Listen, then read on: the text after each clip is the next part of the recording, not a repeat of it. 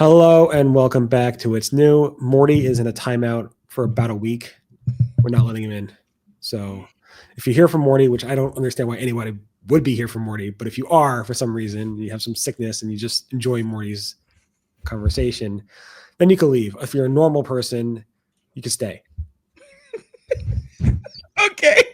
I'm sure that message made sense, but I like how it's a sickness. It's like, oh yeah, I've got Mordyitis. Like if you like Mordy, it's a sickness. It's that simple.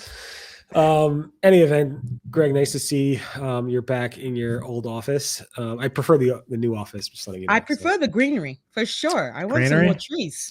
It's a lot harder because I can't actually read my stories when I'm doing everything on the phone, and I have to just get make you one of those some portable names up. screens. Yeah, just like extend my cell phone out.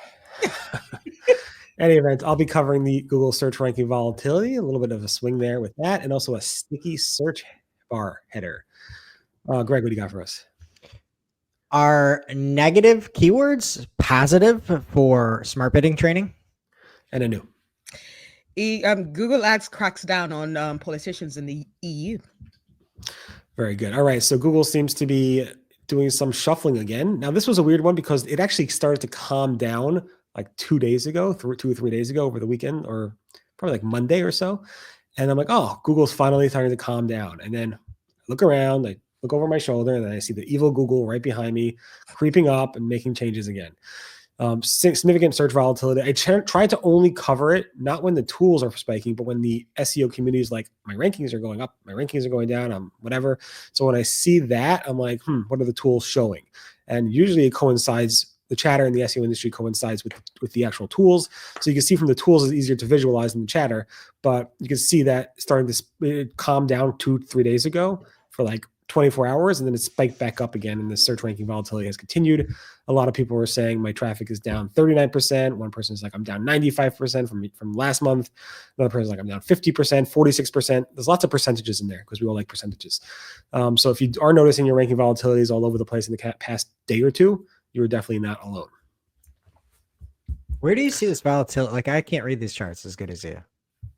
You don't see them? Because I look at Wincher. I look at Wincher. So Wincher is not. It's like a cool, steady breeze coming. So Wincher is the only one. The other ones all have this like dip and then goes back up, like SEMrush, SimilarWeb, even Advanced Web Rankings, Mozcast. Advanced Web Ranking stays down. What are you talking about? No, it kind of spiked up. See, there was a big dip and then it went up a little bit. Okay. A little bit. Just a little bit.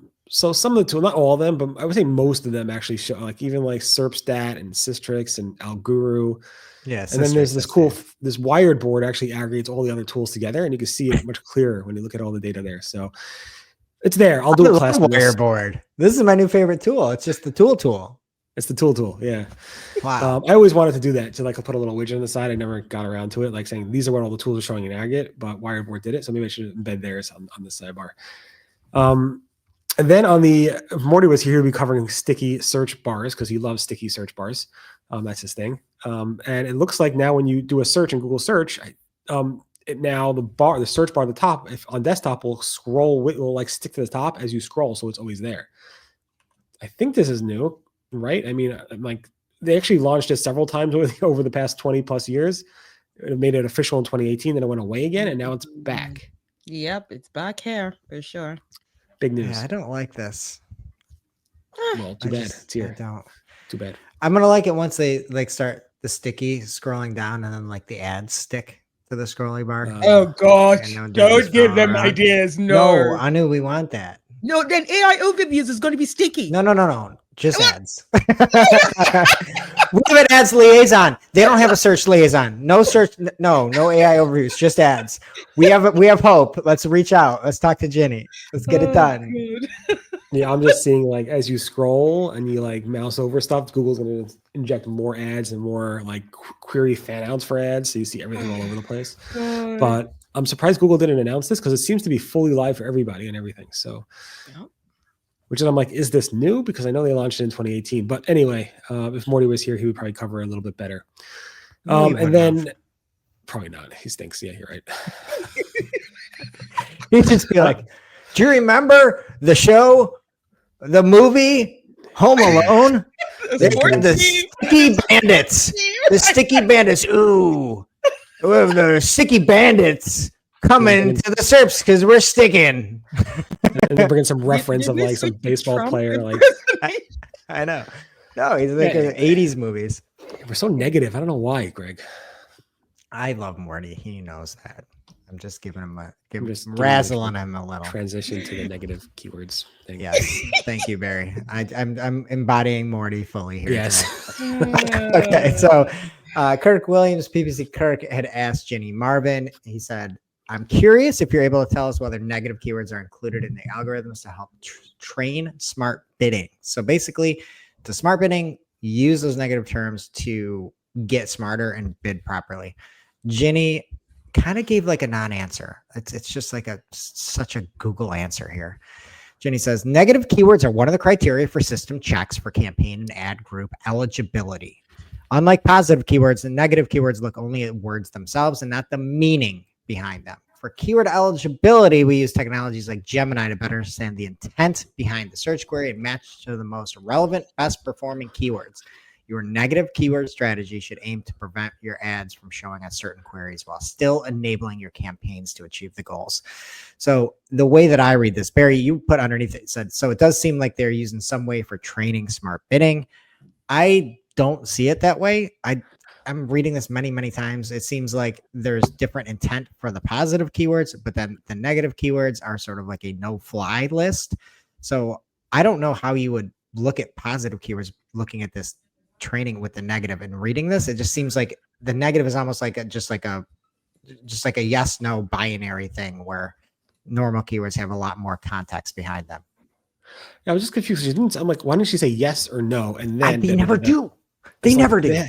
I'm like, I read this like 5 times. I'm like, it kind of says they are because it's checking for stuff, but it's not checking for stuff. And You could put this in a chat GPT and run a prompt 100 times saying, make this more confusing, and you couldn't.